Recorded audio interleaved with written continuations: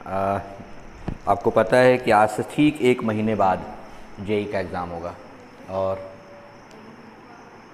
1 महीने 10 दिन बाद नीट का एग्ज़ाम होगा, ठीक, लगभग। और आपको अब इतने दिन मिले हैं, मतलब 30 से 40 दिन, 30 दिन मिले हुए हैं किसके लिए, जेई वालों को, और 40 दिन मिले हुए हैं आखिरी गोल्डन चांस नीट वालों के लिए। आपको एक गोल्डन चांस इसलिए बोल रहा हूँ क्योंकि इसके पहले तक आपने कभी सोचा भी नहीं होगा कि 12th के बाद में हमें ऐसा 1 महीना सवा महीना खाली मिलेगा, ठीक है, जिसमें हम प्रिपेयर कर पाएंगे। So it is God gifted, ठीक। और गॉड गिफ्टेड होने पर आपको उसे एक्सेप्ट करना चाहिए और हार्ड वर्क करना चाहिए, ठीक है। तो इसी को सोचते हुए हम लोग एक क्रैश कोर्स स्टार्ट कर रहे हैं। क्रैश कोर्स की टाइमिंग थोड़ी सी एडजस्टेबल है। अभी शुरुआत में हमने ज़रूर इसको 7:30 to 8:30 फिजिक्स के लिए रखा हुआ है, भौतिकी के लिए, फिर 10 to 11 मैथ्स के लिए, दोपहर में 3 से 4 रिवीजन करने के लिए उन क्वेश्चंस को जो सुबह किए हैं फिजिक्स के, उनके आगे क्वेश्चन सॉल्व करने के लिए, और यदि कोई क्वेश्चन समझ में नहीं आए हैं तो उनको करने के लिए आधा घंटे के 2 पार्ट रहेगा। 3 से 4 में आधा घंटा फिजिक्स के क्वेश्चंस करेंगे जो आपको समझ में ना आए हैं, ठीक है, और मैंने जो पूछे हैं और आपने सॉल्व किए होंगे उनके आंसर्स मिलेंगे।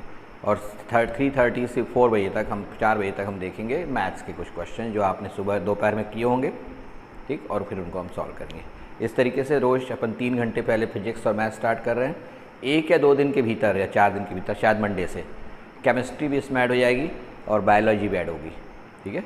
तो ये सारे सब्जेक्ट्स अपन स्टार्ट कर देंगे, ठीक। फिलहाल हम स्टार्ट कर रहे हैं भौतिकी से। आज मैं आप लोगों को एक जनरल टॉक दे रहा हूँ जिसमें बताने की कोशिश करूँगा कि कौन कौन से चैप्टर कितने महत्वपूर्ण हैं, ठीक है।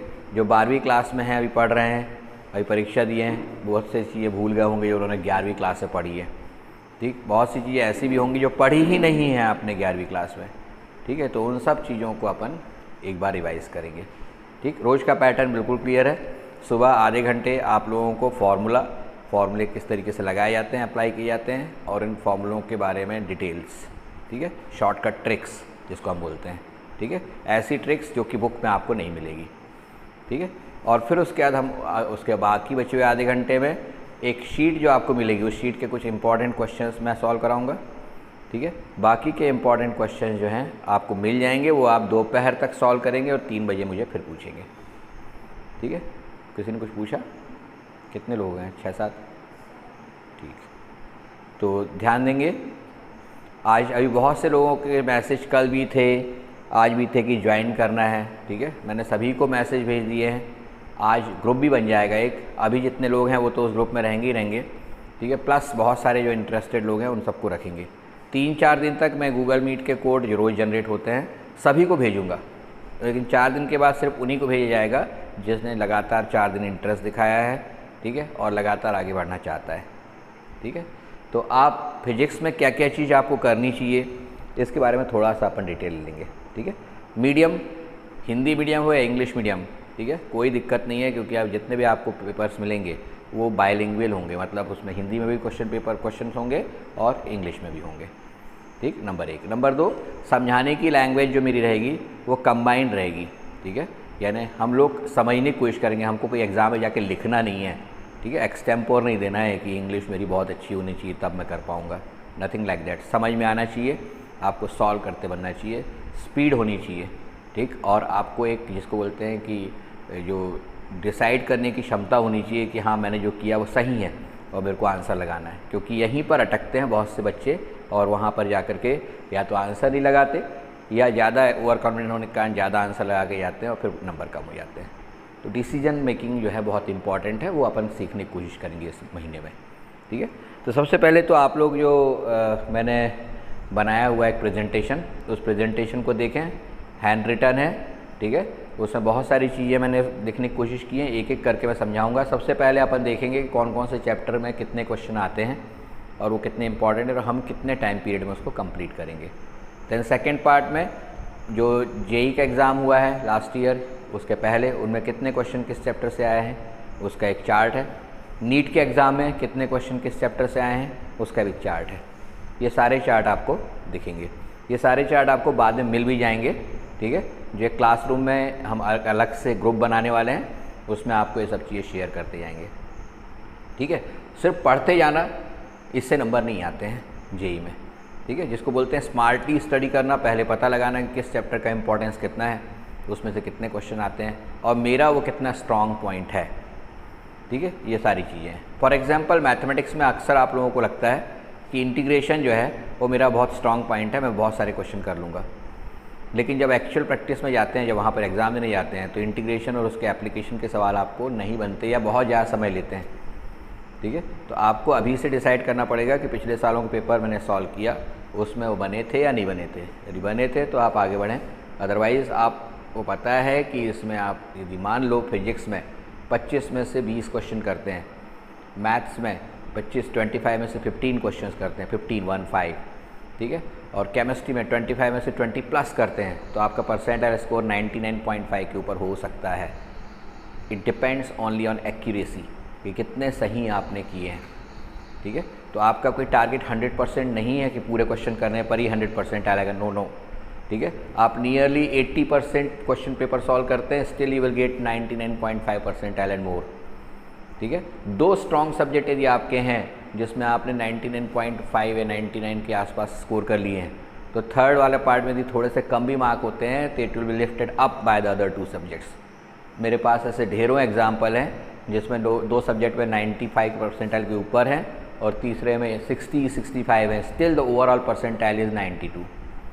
ठीक है, तो ये सारी चीज़ें समझें। हालांकि तीनों सब्जेक्ट इंपॉर्टेंट हैं, लेकिन कई बार वहाँ जा कर के अपने को ऐसा लगता है कि एक पार्ट हमको बना नहीं, तो उसे डरने की ज़रूरत नहीं है। जो 2 पार्ट अच्छे बन रहे हैं उनको पूरा करने की कोशिश करें, उसमें as high as possible percentile score करने की कोशिश करें। ठीक है, तो सबसे पहली चीज़ तो ये कि हम लोग यहाँ पर जो फिजिक्स के चैप्टर हैं, ठीक, उनको मैं बताना चाहूँगा आप लोगों को। हालांकि मैंने टाइम उसमें 7 to 8 AM लिखा हुआ है, लेकिन आज की स्थिति देख के लगता है कि वो फिजिबल नहीं है। बहुत से सो के ही नहीं उठे 7:30 के बाद भी अब जाके ज्वाइन कर रहे हैं कंटिन्यूसली। ठीक है, स्टिल दे आर लेट। मैं खुद भी थोड़ा लेट हो गया 10 मिनट। ठीक है, क्योंकि मुझे ऐसा लगा था कि 7:15 के अराउंड में यहाँ नीचे आ जाऊँगा। ठीक है, पर मैं 7:20 के आसपास आ पाया। तो यदि आप लोग डिसिप्लिन को इंक्रीज़ करना चाहते हो और 7 बजे से स्टार्ट करना चाहते हो तो बेस्ट है। ठीक है, लास्ट में आप लोगों से मैं पूछ लूँगा कि आप कितना टाइम चाहेंगे, अदरवाइज़ 7:30 to 8:30 है ही। सबसे पहला चैप्टर जो है पढ़ने वाले हैं फिजिक्स में, वो है motion in 1 dimension and motion in plane, यानी एकविमी और द्विमी गति। ठीक है, शुरुआती चैप्टर रहेगा, ठीक, एकदम स्टार्ट रहेगा, इसलिए इसमें थोड़ा सा ज़्यादा टाइम मैं लूँगा। ठीक है, क्योंकि अपने को एक फ्लो में आने में टाइम लगता है। Once you get into that particular driving seat you will move forward. तो पहले आपको 3 दिन जरूर लगेंगे इस चैप्टर को कंप्लीट करने में, इसलिए मैं इसमें 3 दिन का समय दे रहा हूँ। हालांकि ये सिर्फ 2 दिन का चैप्टर है। ठीक है, secondly we will start laws of motion, गति के नियम, और इसमें घर्षण भी शामिल होगा। ठीक है, फ्रिक्शन। तो ये दोनों चीज़ मिला करके फिर 3 डेज़ लेंगे। ठीक, इंपॉर्टेंट चैप्टर्स हैं और बहुत ही ज़्यादा इंटरेस्टिंग चैप्टर्स हैं, but you are now 1 year ago आपने पढ़ा होगा या उसके भी और पहले पढ़ा होगा, तो काफ़ी बड़ा गैप हो सकता है, इसलिए अपन थोड़ा सा मेहनत करेंगे। तीसरा चैप्टर जो पढ़ेंगे अपन, gravitation plus work power energy. इसमें थोड़ी सी अपन स्पीड बढ़ाएंगे। ठीक, वो कार्य ऊर्जा शक्ति और गुरुत्वाकर्षण। हालांकि 2 चैप्टर हैं, लेकिन इनको भी हम 3 दिन में ख़त्म करने की कोशिश करेंगे। फॉर्मूले इसलिए मैं यहाँ लिखवाऊँगा नहीं पूरे, जैसे मैंने आज यहाँ डिस्प्ले कर दिया हूँ आप लोगों को, इसी तरीके से प्रेजेंटेशन में डिस्प्ले हो जाएंगे वो। ठीक है, और उसके बाद आपको दूसरे दिन जो है उसी दिन शाम को क्लासरूम में आपको उसकी कॉपी मिल जाएगी। आप उसका प्रिंट आउट निकाल लें या उसको स्टोर कर लें, जैसा भी करना चाहें। ठीक है, चौथा चैप्टर जो रहेगा दैट विल बी घूर्णी गति, रोटेशनल मोशन। ठीक है, इस रोटेशनल मोशन के लिए हम 2 दिन लेंगे। ठीक है, एक दिन उसके सारे क्वेश्चंस मैं बताऊंगा और दूसरे दिन आप लोग सॉल्व करवाएंगे। ठीक है, नेक्स्ट जो हीट एंड थर्मोडायनेमिक्स, ऊष्मा गतिकी, ऊष्मा, ये 3 दिन है।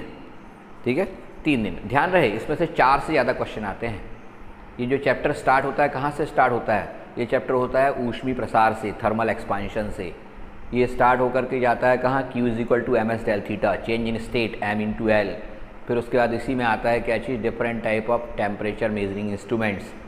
ठीक, फिर उसके बाद K थर्मल कंडक्टिविटी, ऊष्मा चालकता गुणांक, विकिरण रेडिएशन, प्रियोस law, Kirchhoff's law, then different type of Newton's law of cooling, Wien's law, ये सारी चीज़ें हैं। फिर थर्मोडायनेमिक्स है, first law and second law of thermodynamics, और उस पर बेस्ड क्वेश्चंस। बहुत वास्ट पार्ट है ये, लेकिन इतना ही इंपॉर्टेंट है नंबर ऑफ क्वेश्चंस के हिसाब से। 4 से ज़्यादा क्वेश्चन आते हैं इसमें। ठीक है। तो 4 तो पक्का आते हैं, तो इसलिए इसको थोड़ा अच्छे से तैयार करना। ये बहुत बेसिक है, ये बहुत सा हिस्सा इसका केमिस्ट्री में भी आपको कवर करता है, ठीक है। और इसलिए आपको इसे अच्छे से तैयार करना चाहिए। कौन सा part? Thermodynamics, heat and thermodynamics, ठीक है। मेरा ऐसा मानना है कि हीट एंड थर्मोडायनेमिक्स और वेव्स एंड ऑसिलेशन जो उसका अगला टॉपिक है, ये 2 चैप्टर यदि आप अच्छे से तैयार कर लें, ठीक, तो बाकी के चैप्टर ऐसे रहते हैं कि जिनमें कुछ ना कुछ आपको पता होता है। ग्रेविटेशन में आपको फॉर्मूले याद होना चाहिए, वर्क पावर एनर्जी में आपकी बेसिक जो कन्वर्शन के फॉर्मूले होते हैं वो याद होना चाहिए, ठीक है। तो वो बन जाते हैं, वो टफ क्वेश्चन नहीं आते। लॉज ऑफ मोशन में स्लाइटली टफ क्वेश्चन आते हैं, लेकिन आप इतनी बार कर चुके हैं कि विल डू इट प्रॉपरली। तो आपको सबसे ज़्यादा मेहनत किस में करनी पड़ती है? Waves and oscillations and heat and thermodynamics में, ठीक है, क्योंकि आपने पढ़ा कैसा है मुझे पता है, ठीक, और आपको भी पता है, ठीक है। तो आपको इसे थोड़ा सा स्ट्रॉन्ग करना पड़ेगा, you have to do it, क्योंकि इसमें दोनों मिला के 6 से ज़्यादा क्वेश्चन आते हैं, ठीक है। यानी बेसिकली 12th क्लास के जितने 11th क्लास के जितने क्वेश्चन आ रहे हैं उनमें से आधे से ज़्यादा क्वेश्चन तो इन्हीं 2 पार्ट से आ जाते हैं, heat and thermodynamics and waves and oscillation से। और अक्सर अपन इसको हल्का छोड़ के जाते हैं और बोलते हैं बना ही नहीं, ठीक है। इसके बाद सेकंड, ये जो ध्यान देंगे, मैंने राइट हैंड साइड है क्या?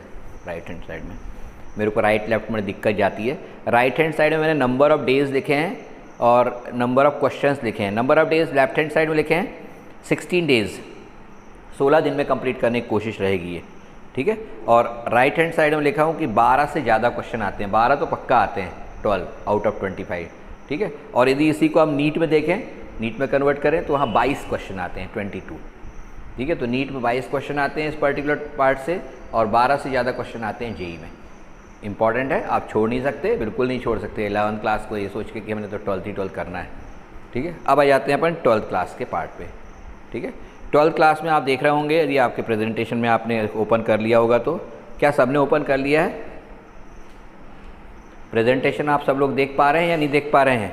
एक बार मुझे बता दें, ठीक है। उसमें 12th का पोर्शन है जो अपन स्टार्ट करेंगे 2 जुलाई से, ठीक है।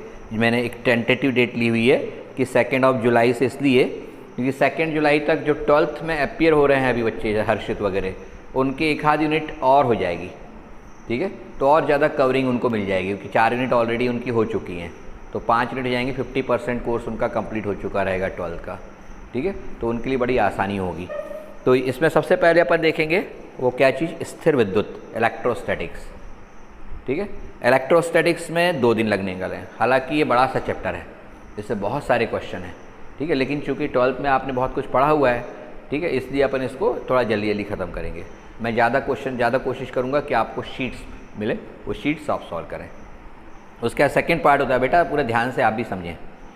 सेकंड पार्ट इसमें होता है विद्युत धारा, इलेक्ट्रिक करंट, ठीक। इलेक्ट्रिक करंट वाले चैप्टर में किरचॉफ्स लॉ पर बेस्ड क्वेश्चन, ऐसा लगता है आप लोग को सबसे ज़्यादा आते होंगे, आता है, एक क्वेश्चन आता है, ठीक है। लेकिन इसमें ज़्यादा इंपॉर्टेंट क्या है?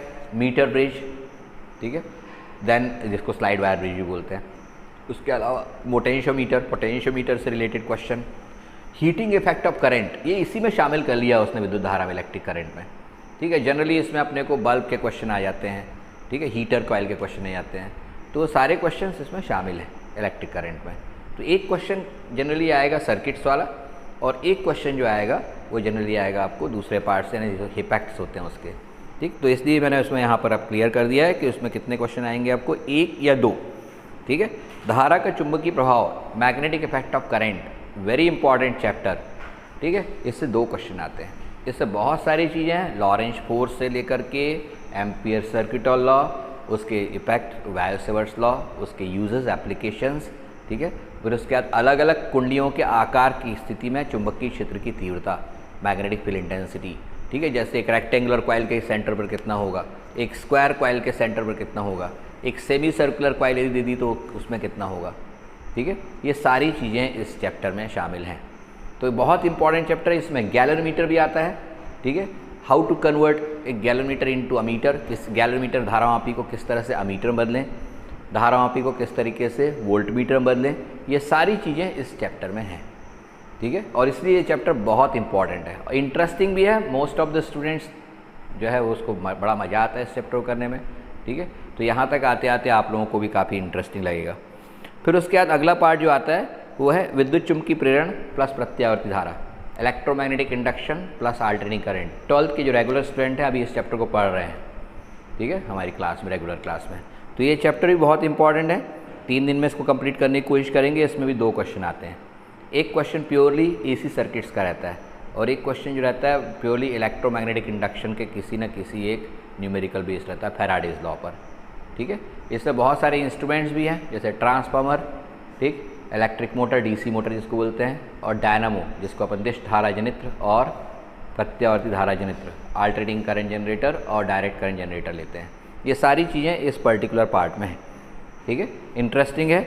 उसके बाद हम जैसे से परीक्षा के पास आते जाएंगे, हम उन चैप्टर्स को स्टार्ट करेंगे जो आप लोग बहुत लंबे समय तक याद नहीं रख पाते हैं, इसलिए मैंने उनको आखिरी में लिया है। फॉर एग्जांपल ऑप्टिक्स और मॉडर्न फिजिक्स। ठीक है, ऑप्टिक्स प्रकाशिकी, इसमें लेंस, दर्पण, इन सब में आपको चिन्हों की बड़ी प्रॉब्लम होती है, साइन कन्वेंशन की।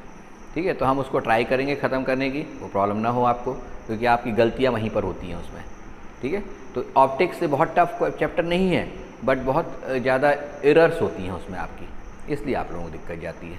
तो हम कोशिश करेंगे कि उसमें साइन कन्वेंशन वाली प्रॉब्लम जो है ख़त्म हो जाए। ठीक है, लास्ट चैप्टर टॉपिक जो है मॉडर्न फिजिक्स। आजकल इसकी इंपॉर्टेंस बढ़ती जा रही है। आप देखेंगे कि लास्ट ईयर 4 क्वेश्चन आए थे। ठीक, लास्ट ईयर मतलब अभी जो जनवरी आप लोग लास्ट एग्ज़ाम जो दिया था जेई का, average 3 to 4 question her paper में थे जेई में। नीट में इसके 6 से 7 क्वेश्चन रहते हैं। तो मॉडर्न फिजिक्स बहुत इंपॉर्टेंट, लेकिन आधी से ज़्यादा चीज़ें उसमें याद रखने वाली हैं, मेमोराइज़ करने वाली हैं। ठीक है, बहुत सारी चीज़ें हैं इसमें फोटो इलेक्ट्रिक इफेक्ट है, इलेक्ट्रॉन प्रोटॉन, इसी में न्यूक्लियर रिएक्शंस वगैरह हैं, रेडियो एक्टिविटी जिसको बोलते हैं वो है। ठीक है, इसमें डी ब्रॉगलीज थ्योरी है, बहुत सारी चीज़ें यहाँ पर सबको डिस्कस करेंगे और देखेंगे। तो मॉडर्न फिजिक्स ये थोड़ा सा टिपिकल है उन लोगों के लिए जो लोग अच्छे याद रखने वाले होते हैं, उनको तो बड़ा मज़ा आता है। ठीक है, लेकिन जो जिनकी मेमोरी अच्छी नहीं रहती, बार बार याद करने में बोर होते हैं, उनको इसके पॉइंट वाइज इनको तैयारी करनी चाहिए। ठीक है, तो मैं मेथड आपको बताऊंगा कैसे तैयारी करनी चाहिए उसकी, मॉडर्न फिजिक्स की। Modern physics is very important now a days, क्योंकि आप धीरे धीरे इसके क्वेश्चन जो बढ़ते जा रहे हैं। ठीक, आज से 20 साल 15 साल पहले मॉडर्न फिजिक्स के नाम पे सिर्फ फोटो इलेक्ट्रिक इफेक्ट के क्वेश्चन आते थे, सेमीकंडक्टर फिजिक्स का एक आध क्वेश्चन आता था। लेकिन अब इसकी इंपॉर्टेंस इतनी बढ़ गई है कि इससे 4 से कम क्वेश्चन तो आते ही नहीं है। ठीक है, 4 क्वेश्चन पक्का आते हैं। इधर एक और चीज़ मैंने राइट हैंड साइड में लिखी हुई है, नंबर ऑफ़ डेज और क्वेश्चंस, है ना। तो बता दूं मैं आपको कि 12 क्वेश्चन आते हैं जेई में इस 12 के पोर्शन में से, और 23 क्वेश्चन आते हैं नीट में, 22-23 क्वेश्चन। तो नीट के लिए तो बराबरी का है, उधर 22-23 क्वेश्चन, इधर भी 22-23, टोटल 45 क्वेश्चन होते हैं। सिमिलरली इधर भी जेई के लिए भी। आपको ऐसा लगता होगा कि शायद मैंने पेपर में देखा था तो 12 के ज़्यादा क्वेश्चन थे, 11 के कम, ऐसा नहीं होता है। आप ध्यान से देखेंगे, क्योंकि होता क्या है, 12 की तरफ आपका ज़्यादा फोकस रहता है, बनते रहते हैं, तो आपके दिमाग में ज़्यादा क्वेश्चन चलते हैं उसके। 11 के कुछ क्वेश्चन तो आप पढ़ते ही नहीं हो। वेव्स एंड ऑसिलेशन देखते साथ बहुत से बच्चे छोड़ देते हैं। ठीक है, जबकि वो बहुत ईजी और बहुत ही जल्दी क्वेश्चन आंसर आता है और उसमें गलतियाँ नहीं होती। जहाँ गलतियाँ नहीं होती वो क्वेश्चन आपके लिए बहुत अच्छे हैं। ठीक है, गलती होने से आपको पता होना चाहिए -5 हो जाते हैं सीधे सीधे। आपको लगता है कि 1 नंबर कटा, 1 नंबर नहीं कटा, 4 जो आपने जोड़े थे वो और 4 गए और 1 और माइनस हो गया, यानी 5 का नुकसान होता है। ठीक है, एक छोटा सा कैलकुलेशन है कि यदि आपने 75 क्वेश्चंस में से 50 क्वेश्चंस करेक्ट किए, 50 क्वेश्चन, और 25 रॉन्ग कर दिए पूरा अटैम्प्ट करने के कारण, ठीक है, तो यहाँ के 200 और -25 ये कितने होगा, 175। ठीक है, इसकी जगह पर आपने इसमें निगेटिव मार्किंग कम की होती, 5 ही क्वेश्चन या 10 क्वेश्चन ही निगेटिव किए होते। ठीक है, और यहाँ पर 50 ही किए होते तो आपके 200 - 10 यानी 190। ये बहुत बड़ा गैप है भाई, एक एक नंबर में 2-2 परसेंटाइल का अंतर आता है नंबरों के हिसाब से चले तो। ठीक है, बहुत से बच्चे बोलते हैं कि हमारे वो 202 मार्क्स थे बट परसेंटाइल स्कोर 99.5 था, और दूसरे के 175 थे, उसका 99.1 था। भाई 99.5 परसेंटाइल और 99.1 परसेंटाइल बोल रहा हूँ मैं यहाँ पर, इसमें कितने का गैप है पता है स्कोरिंग, इसकी रैंकिंग में? 1 percentile is nearly 13,000 student. 13 lakh लड़के बैठे थे लास्ट ईयर एग्ज़ाम में, अभी लास्ट एग्ज़ाम है, और इस बार भी 13.5 लाख लोगों ने फॉर्म भरा है। ठीक है, तो 1 परसेंटाइल स्कोर जो होता है वो 13,000 स्टूडेंट का होता है, यानी 99 से लेकर के 100 परसेंटाइल के बीच में 13,000 स्टूडेंट हैं। ठीक है, तो 0.4 परसेंटाइल में आप निकाल सकते हैं लगभग 5200 रैंक का अंतर आ जाएगा, 5200 रैंक का, बहुत बड़ा गैप है ये। आपको पता होना चाहिए कि जिनकी 5000 के आसपास है उसके अंदर रैंक होती है, ठीक है, चाहे नीट में हो चाहे जेई में, they get very good NITs, ठीक है, और वही कंप्यूटर साइंस मिलेगा। 5 जनरल कैटेगरी बात कर रहा हूँ, 5000 से 10,000 के बीच में है तो स्टेट कोटे से शायद उनको कंप्यूटर साइंस मिल जाए, ठीक है। तो सिर्फ 0.4 परसेंटाइल में वो 5000 से 10,000 के बीच पहुँच जाएंगे, और ऐसी कंडीशन में उनको अपने स्टेट का NIT लेना पड़ेगा, वो भी MP में यदि हैं तो। यदि आप राजस्थान में या फिर तेलंगाना में हैं तो आपके स्टेट का कोटा ही बहुत टफ है आपके लिए, क्योंकि वहाँ कंपटीशन लेवल बहुत हाई है, ठीक है। तो इससे बहुत सारी चीज़ें हैं, लॉजिकली थिंकिंग आपकी होनी चाहिए, ठीक है। शुरुआत में आपने कैसी तैयारी किया वो एक अलग बात होती है, पर फाइनल पंच आपका कैसा है ये बहुत इंपॉर्टेंट होता है। बहुत से लोग एग्ज़ाम के हिसाब से प्रिपेयर्ड होते हैं, जिनका मेंटल स्टेटस भी जो होता है एग्ज़ाम के लिए बहुत बढ़िया होता है, ठीक है। बहुत से बच्चे साल भर बहुत अच्छी तैयारी करते हैं पर एग्ज़ाम के समय गड़बड़ कर जाते हैं, तो उसके लिए अपनी इनर स्ट्रेंथ को बढ़ाना बहुत ज़रूरी है, ठीक। ये डिस्कशन इसलिए भी ज़रूरी है आज, क्योंकि इसके बाद तो हम पढ़ाई शुरू कर देंगे तो ऐसी चीज़ों को डिस्कस ही नहीं कर पाएंगे। इनर स्ट्रेंथ कैसी ज़रूरी है? परीक्षा के एक दिन पहले डरने लगना, ठीक है, फियर आ जाना, ये एक जनरल प्रॉपर्टी है स्टूडेंट्स की। क्यों आता है फियर, डर आता क्यों है? उसके पीछे 2 कारण होते हैं। पहला कारण तो ये होता है कि वो इस चीज़ को समझता नहीं है कि हमने जितनी तैयारी की है वो सफिशिएंट है। उसको हमेशा ये लगता रहता है कि इनसफिशिएंट है, मैंने कुछ चैप्टर छोड़ दिए हैं, ठीक है। तो always look towards your positive side कि हमने एक चैप्टर छोड़ा है लेकिन बाकी के 11 चैप्टर अच्छे से तैयार कर लिए हैं, ठीक है। हो सकता है उस चैप्टर से एक क्वेश्चन आए या आए भी ना, ठीक है। तो बी पॉजिटिव कि नहीं आएगा, हम बाकी जितना तैयार कर लिए उसकी तरफ फोकस करें, ठीक है। होता क्या है कि आप उसके चैप्टर के चक्कर में बाकी चैप्टर के भी फॉर्मूले भूल जाते हैं। ये फियर आपके ऊपर हावी होने लगता है, ठीक है। बिल्कुल हावी नहीं होने देना डर आपके ऊपर, ठीक है। डर यदि आपके ऊपर हावी हुआ तो पेपर में आपका नुकसान होने वाला है, ठीक है। आपके बहुत सारे नंबर कटने वाले हैं। तो डरे नहीं, आपने वेल प्रिपेयर्ड हैं, साल भर अच्छी तैयारी की है, आखिर के 10-15 दिन भी अच्छी तैयारी की है, तो आपको सभी चीज़ें बनती हैं। एक हाथ दो जो नहीं बनती उसकी तरफ ध्यान नहीं देना है, ठीक। जो आपको 99 बनता है उसकी तरफ ध्यान देना है, ठीक। दूसरा फियर का कारण जो होता है, ठीक है, उन लोगों को फियर होता है जिनके घर में दबाव होता है या खुद वो अपने आप दबाव लेते रहते हैं। मेरा क्या होगा यदि मेरे को NIT नहीं मिला, तो मेरा क्या होगा यदि मेरे को IIT नहीं मिला, मेडिकल कॉलेज में सिलेक्शन नहीं हुआ तो मेरा कैसा होगा, लोकल कॉलेज में पढ़ना पड़ेगा मेरे को। ये जो आफ्टर थिंकिंग रहती है, बहुत बात की बात सोचना रिजल्ट के बाद की, ये टोटली आपको अवॉइड करनी होगी, ठीक है। इट नीड्स सम प्रैक्टिस, ठीक है। आपको मेंटली प्रिपेयर होना पड़ेगा कि मुझे बात के बारे में नहीं सोचना है। रोज़ जो अपन बात करते हैं कि मेरे नंबर अच्छे आएंगे, वो एक पॉजिटिव चीज़ है। नहीं आएंगे तो मेरा क्या होगा, ये सोचना बंद कर दें, ठीक है। ये बिल्कुल भी सही नहीं है, ये आपको फिर नीचे ले जाता है, ठीक है। तो ये डर के 2 कारण होते हैं, उनमें से मुख्य कारण, उनमें से 2 मेन कारण ये हैं, ठीक है। इसके अलावा नहीं होता। कुछ लोग हो सकते हैं कि वो शुरू से ही ऐसे डरपोक रहे हों, ऐसे एक आदि होते हैं, तो उनके घर के लोगों को थोड़ा स्ट्रेंथ उनकी बढ़ाने की ज़रूरत है। वो बराबर बात करते हैं, रोज़ कम से कम 5 मिनट बात करें, बाकी समय प्रिपेयर करें, लेकिन 5 मिनट कम से कम अपने घर वालों से बात करें।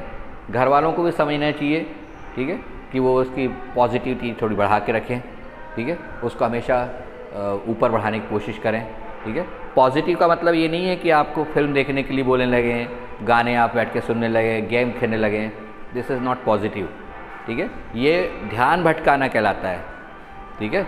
ध्यान भटकाने की बात नहीं हो रही है यहाँ पर, यहाँ बात हो रही है पॉजिटिव होने की। तो पॉजिटिव थिंकिंग कैसी आती है?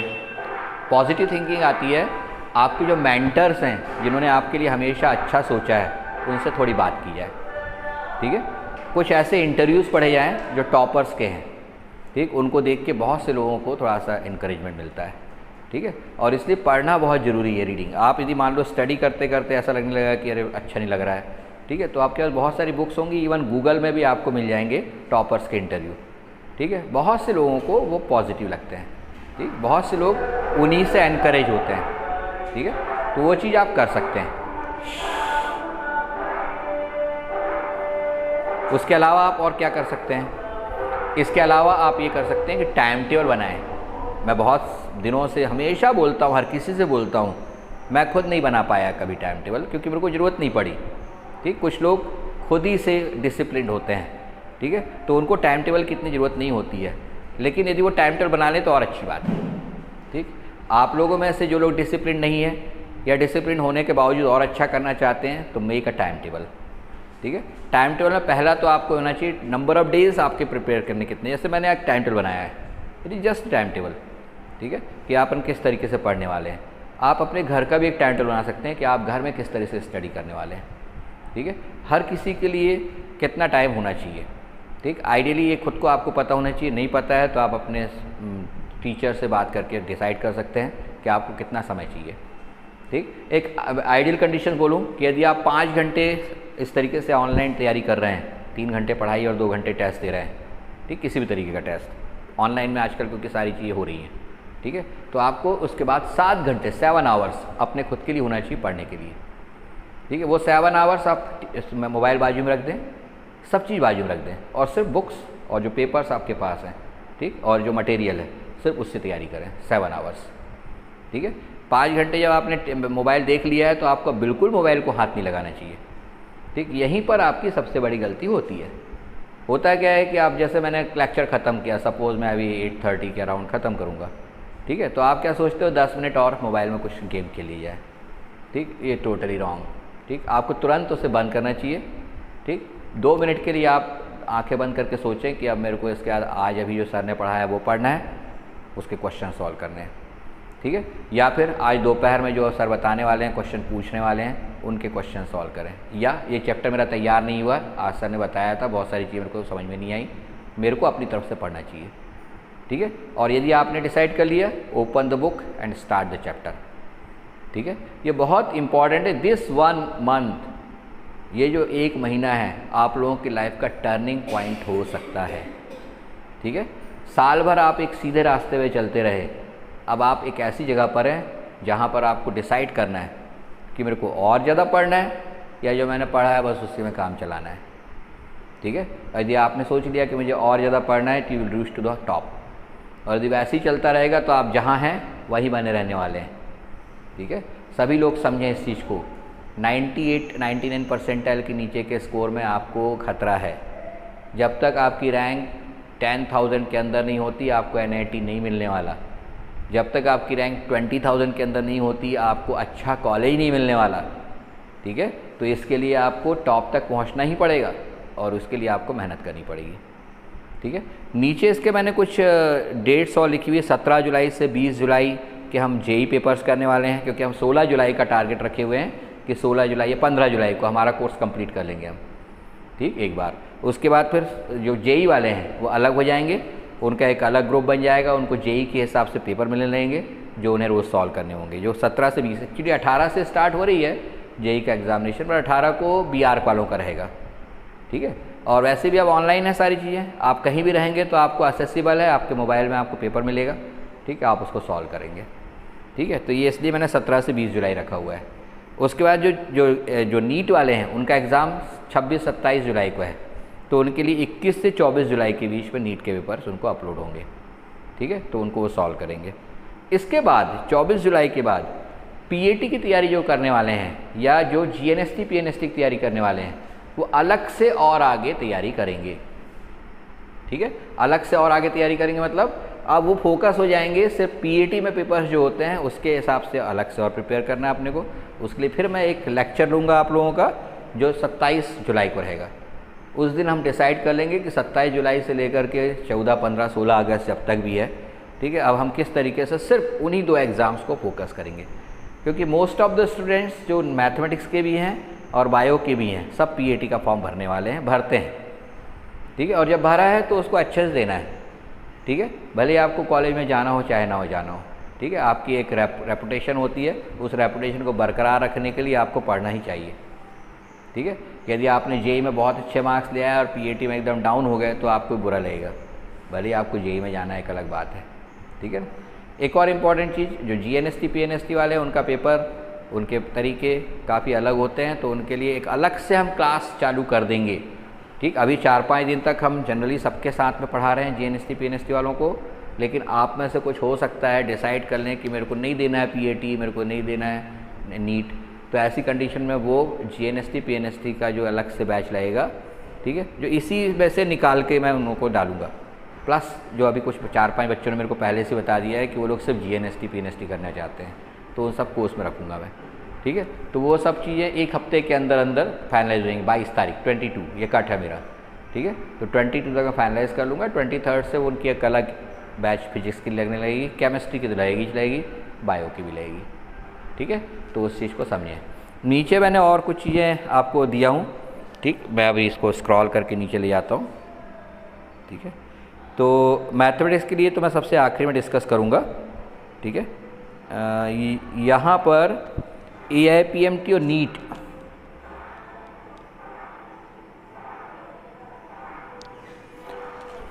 उनमें से कितने क्वेश्चंस आते हैं, ठीक है, चैप्टर वाइज आए हुए हैं, कहाँ से कहाँ तक, 2009 से लेके 2018 तक, ठीक है। वो सारे क्वेश्चंस, नंबर ऑफ़ क्वेश्चंस की संख्या लिखी हुई है, ठीक। कौन कौन से चैप्टर से कितने क्वेश्चन आते हैं ध्यान से देखेंगे आप तो उसमें कणों के निकाय, घूर्णन गति, कार्य ऊर्जा शक्ति, ये 2 चैप्टर में 4 और 3, 2 और 2, 3 और 2, 2 और 3, 4 और 3, इस टाइप से 7 क्वेश्चन आए हुए हैं।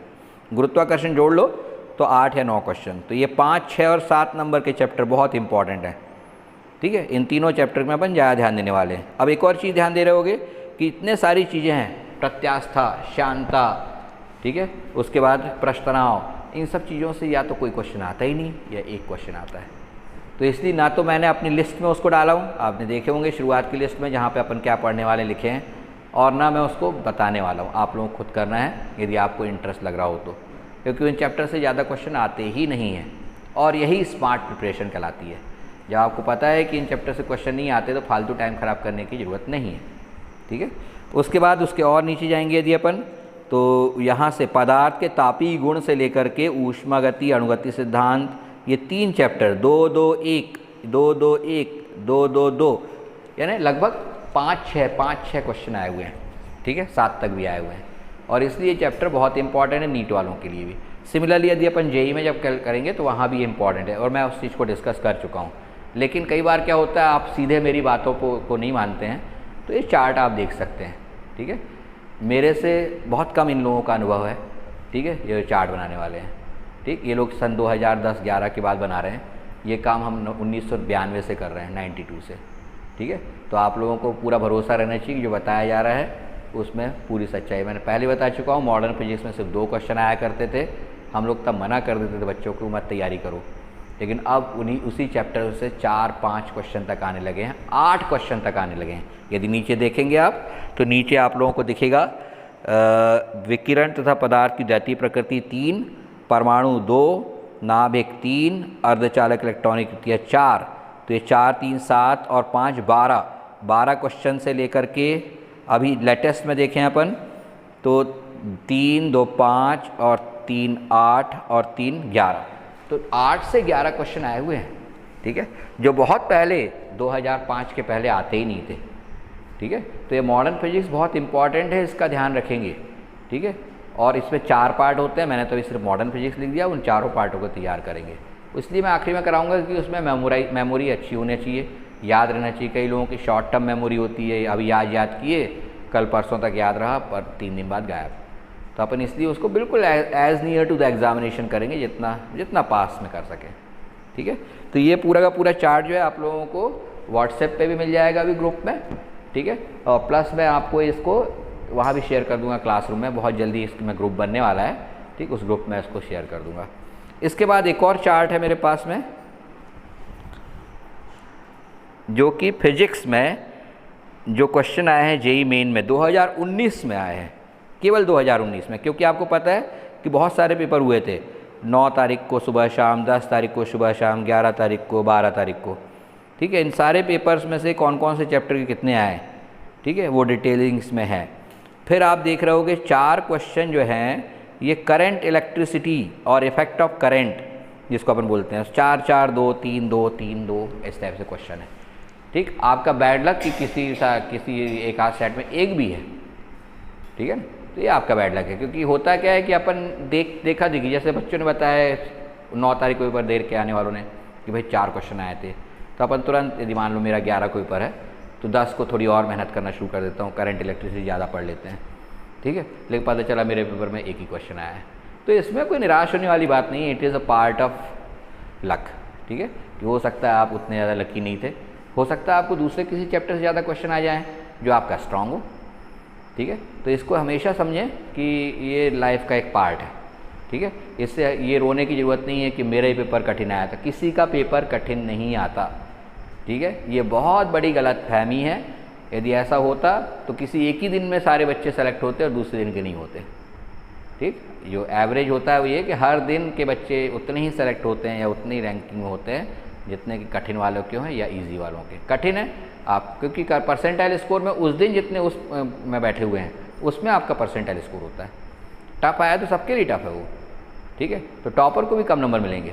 ऐसा हुआ है, ठीक है, कि 360 में से 235 नंबर लाने वाला उसके 100 परसेंटाइल है, और दूसरे दिन ही 360 में से 304 नंबर वाले के भी 100 परसेंटाइल नहीं है। ठीक, क्योंकि ये पेपर के ऊपर डिपेंड करता है। हर दिन का एक 100 परसेंटाइल होता है, आपको पता होना चाहिए। ठीक, अभी जैसे 9% लोग बोलते हैं कि 9 लोगों के 100 परसेंटाइल आ गए। No no, it is not like that. हर दिन का एक टॉपर होता है 100 परसेंटाइल वाला। ठीक है, रोज़ 2-2 पेपर होते हैं, 4 दिन में 8 हुए, और एक पेपर उस दिन भी होता है जिस दिन की ऑफलाइन पेपर चलता है, तो उस दिन शाम को 9। तो 9 टॉपर तो होना ही होना है, 9 100 परसेंटाइल आना ही आना है। आप अपने वाले दिन के दिन कितने परसेंटाइल स्कोर पे है उस पर डिपेंड करता है। टफ आएगा तो सबको टफ, सबके लिए आएगा वो। कम नंबर ला करके भी लोगों ने ज़्यादा परसेंटाइल स्कोर लाए हैं। मयंक इसका बहुत अच्छा उदाहरण है। मयंक जो लास्ट ईयर सूर्यवंशी था, ठीक है, उसके दिन में बहुत टफ पेपर आया था। ठीक, तो उसको ऐसा लगा, पहली बार में जब आया था उतना टफ नहीं है था। ठीक है, तब उसने 152 नंबर लाया था, 152, और उसका परसेंटाइल स्कोर था 95.7। दूसरी बार बहुत टफ पेपर आया और उसके नंबर आया 104, लेकिन तभी परसेंटाइल स्कोर पिछली बार से ज़्यादा आया। ठीक है, तो परसेंटाइल स्कोर का इससे लेना देना नहीं है नंबरों से, पर हाँ एक जनरल कंडीशन है कि एवरेज पेपर आया है तो एवरेज पेपर आने पर आपको 200 के ऊपर लाना चाहिए। ठीक है, तब आपका परसेंटाइल स्कोर अच्छा आएगा। टफ पेपर आया है, ठीक है, तो आपको 160 170 के ऊपर जाना जरूरी है। ठीक, नीट में भी, अब तो नीट में एक ही पेपर होता है, इसलिए उसमें ऐसे परसेंटाइल स्कोर की टेंशन ही नहीं है। ठीक है, सिंगल पेपर होता है, उसी में सारे नंबर आते हैं, सबको एक सा पेपर मिलता है पूरी इंडिया भर में। ठीक है, तो वहाँ तो आपको स्कोर ही करना है, सबसे ज़्यादा स्कोर जो करेगा उसके नंबर होंगे, ऊपर जाएगा। 600 प्लस मेरे पास चार्ट है एक और, मैं कल दिखाऊंगा उसे। ठीक है, उसमें पिछले 5 साल का एनालिसिस है कि 5 साल में ऑल इंडिया जो बेस्ट कॉलेज है, टॉप कॉलेजेस हैं, ठीक है, वो आपको पाने के लिए कितना स्कोर होना ज़रूरी है, वो उसमें दिया हुआ है। ठीक है, लेकिन एक सेफ स्कोर जो है 600 प्लस है। ठीक है, 591 वाले को भी भोपाल का कॉलेज नहीं मिल पाया, सागर के कॉलेज में एडमिशन लिया। जनरल कैटेगरी बात कर रहा हूँ मैं, Sagar medical college, Bundelkhand medical college बोलते हैं इसको। ठीक है ना, तो इस चीज़ को अपने दिमाग से निकाल दें कि 500 के ऊपर लाएंगे तो सिलेक्शन हो जाएगा, नहीं होने वाला। ठीक है, यदि आप ओबीसी वाले हैं तब भी आपको 560 के ऊपर, 570 के ऊपर लाना पड़ेगा। ठीक है, ये चीज़ समझ लें। और वहाँ तो हर साल पेपर टफ आए कुछ आए, नंबर लाते ही हैं लड़के। ठीक है, क्योंकि बायो के पेपर में आपका स्कोरिंग सबसे इम्पॉर्टेंट होता है। 50% जो वेटेज है बायो को है, 25% केमिस्ट्री को है, 25% अब जो है वो फिजिक्स को है। अब कितने पे क्लोज होती है, यदि आप आइडिया लें तो 720 में से 600 लाना है आपको। परसेंटेज में कितना आएगा ये, यदि मैं देखूँ तो परसेंटेज में, ठीक, 12 का 12 12 12 6 72 और 12 5 60, तो हो गया 500/6, 6 8 48, 2 पे 0, लगभग 83% आपको स्कोर करना है, 82%। ठीक है, अब 83% ये स्कोर करना और आप 75% पेपर ही तैयार कर रहे हो। ठीक है, यानी मैथ्स केमिस्ट्री और बायोलॉजी, और आप किसको छोड़ रहे हो, फिजिक्स को। कैसे आ जाएंगे आपके 83%, पॉसिबल ही नहीं है। और बायो में कोई आपको 100% मार्क्स तो मिलना है नहीं, ना आपको केमिस्ट्री में 100% मिलना है। तो इसका मतलब क्या हुआ, इसका मतलब ये हुआ कि फिजिक्स को भी आपको उतना ही इंपॉर्टेंस देना होगा जितना आप केमिस्ट्री को या बायो को देते हो, बल्कि उससे ज़्यादा पढ़ना होगा, क्योंकि आपने 2 साल ध्यान नहीं दिया। ठीक है, और इसलिए मैं हमेशा बोलता हूँ कि यदि आपको सेलेक्ट होना है तो आप इस चीज़ को बिल्कुल ना समझें कि बायोलॉजी अकेला पढ़ने से सेलेक्ट हो जाएंगे। बायोलॉजी तो पढ़ना ही पढ़ना है, लेकिन फिजिक्स के बिना आपका कुछ नहीं होने वाला। ठीक है, जितने भी सेलेक्ट हुए हैं आज तक, पुराने मेरे स्टूडेंट से लेकर के अभी तक के, फिजिक्स जिनका स्ट्रांग था वही सेलेक्ट हुए। जिनका फिजिक्स स्ट्रांग नहीं था वो अभी भी बीएससी कर रहे हैं या कहीं ऐसे फालतू दूसरे कोर्सेज में चले गए। तो फिजिक्स को आप स्ट्रांग बनाओ। ठीक है, कल से अपन फिजिक्स का पहला चैप्टर स्टार्ट करने वाले हैं, ठीक। और चैप्टर का नाम है एकवी गति एवं द्विमी गति, 1 डायमेंशनल एंड 2 डायमेंशनल मोशन। इसके सारे इंपॉर्टेंट फॉर्मूले आज शाम तक आप लोगों को आपके व्हाट्सएप पर मिल जाएंगे। उन फार्मूलों को आप देख लेंगे, क्योंकि वो फार्मूले रिवाइज़ नहीं कराऊंगा, ठीक। कुछ अच्छे अलग टाइप के फार्मूले जो हैं ज़रूर यहाँ पर दिखा दूंगा। मैं सीधे क्वेश्चंस पे आ जाऊँगा जो कि पर एग्ज़ाम्स में आए हैं, ठीक, या उसके जैसे हैं। तो आप लोग का टारगेट क्या है आज का दिन भर में कि 1 डायमेंशनल और 2 डायमेंशनल मोशन कम्प्लीटली तैयार कर लें, साथ साथ चलें, ठीक है। तो आप लोगों को बहुत फ़ायदा होगा। यदि आप जरा सा ही पिछड़े, ठीक है, तो अब दिन बची कितने हैं, अब पिछड़ने के बाद बराबरी करने का मौका ही नहीं मिलने वाला है, ठीक है। और इसलिए मैं आपसे बोलता हूँ कि रोज़ रेगुलरली जो आपको मैंने बहुत ऐसा नहीं दिया हूँ कि वो इम्पॉसिबल हो, ठीक है, क्योंकि बहुत वक्त मिल गया इस बार। ऐसा पहली बार हुआ, मैं पहले डिस्कस शुरुआत में वहीं मैंने यही बोला था कि this is the golden year, ठीक। इसके पहले आज तक कभी जेई वालों को इतना समय तैयारी के लिए नहीं मिला, ना नीट वालों को मिला, ठीक है। तो ऐसी स्थिति में आपको उसका फ़ायदा उठाना चाहिए, ठीक। परीक्षा उस दिन होगी कि नहीं होगी, दिमाग से बिल्कुल निकाल दें, परीक्षा होगी, ठीक है, उसी दिन होगी, ठीक, और अपने को देना है, ठीक। ये सब चीज़ें दिमाग में रखें। कैसे जाएंगे, क्या जाएंगे, ये आपके पेरेंट्स सोचेंगे, आपको नहीं सोचना है, ठीक है। आप अपने पेरेंट्स को ही बोलें कि वो मेरे से बात करें यदि उनको ऐसी कोई दिक्कत जा रही है तो, ठीक, क्योंकि जाना तो है ही और एग्ज़ाम भी देना है। क्लियर हुआ? आज कितने लोग थे लगभग यहाँ पर मेरी क्लास में? अच्छा, तो आज ज़्यादा बच्चे नहीं थे ना, 15 से 20 के बीच में स्टूडेंट्स थे, ठीक है। लेकिन बाकी बच्चे क्यों नहीं थे उसके पीछे मैं उनसे बातचीत करूँगा, क्योंकि कल दिन भर में मेरे पास कम से कम 25 लोगों के फ़ोन आए जिनका कहना था कि हम ज्वाइन करना चाहते हैं। कई ने कन्फर्म भी किया, ठीक। उसके बावजूद या तो वो ज्वाइन नहीं हुए हैं या उनको कोई गूगल मीट में एंटर होने में प्रॉब्लम गई है, ठीक है। तो ऐसी कोई प्रॉब्लम हो तो आप उनको बोलें, अपने दोस्तों को भी बोलें कि वो ज्वाइन करें, ठीक है। और जल्दी जल्दी ये सब नेट वगैरह की प्रॉब्लम को ख़त्म करें, ठीक है। टाइम तो मैं यही रखने वाला हूँ, ठीक, कम से कम फिजिक्स के लिए, ठीक है। थोड़ा सा और पहले कर देने वाला हूँ। कल का टाइम जो रहेगा सब लोग जाग जाएँ। वैष्णवी, आयुषी है क्या आज? आप लोग, आयुषी तो जल्दी उड़ जाती है, ठीक है ना, लेकिन बाकी और जो नहीं उठ पाते हैं, ठीक है, वो लोग कृपया करके सुबह 6 बजे उठ जाएं ताकि सब चीज़ तैयार करके 7 बजे आप नेट पर रहें, ठीक है। 7 से 8 फिजिक्स पढ़ाऊँगा, समय मिलेगा मेरे को तो उसी के आगे 8 से 8:30 30 मिनट्स मैथ्स भी ले लूँगा मैं, ठीक है, क्योंकि मैथ्स को बहुत कवर करना है। उसके अलावा बाद में तो रहेगी मैथ्स की अलग से, ठीक है।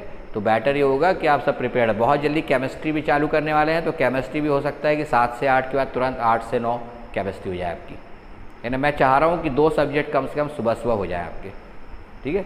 जब 2 सब्जेक्ट हो जाएंगे तो एक तीसरा सब्जेक्ट जो बायोलॉजी का या मैथ्स का है वो दोपहर में अपन एडजस्ट कर लेंगे, ठीक है। तो कल आप लोग क्या तैयारी करके आने वाले हैं? एकविमी गति एवं द्विमी गति, 1 डायमेंशनल मोशन और 2 डायमेंशनल मोशन, ठीक। इसके सारे क्वेश्चंस वगैरह जो है मैं कल आप लोगों को डिस्प्ले करूंगा, लेकिन उसके फॉर्मूले आज शाम को आपको मिल जाएंगे, ठीक है। आपके पास जितने और फॉर्मूले हैं उनके साथ एक बार वेरी चेक कर लेना।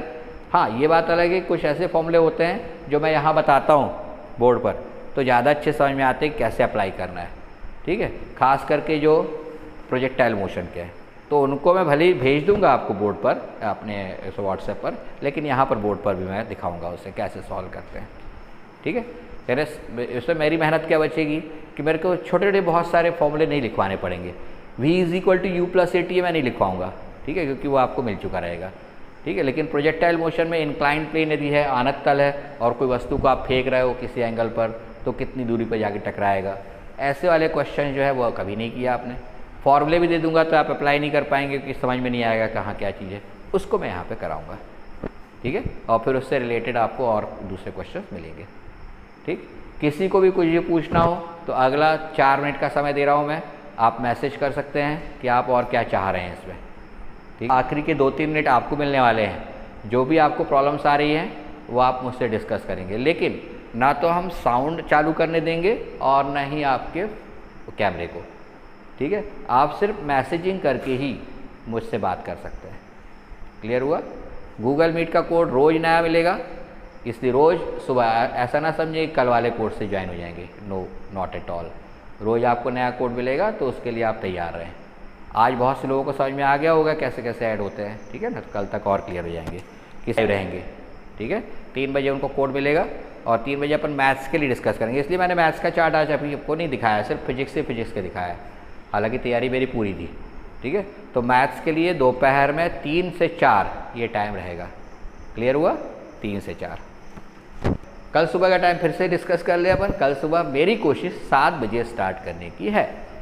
7 बजे स्टार्ट होगा तो अपने को 1.5 आवर मिलेंगे।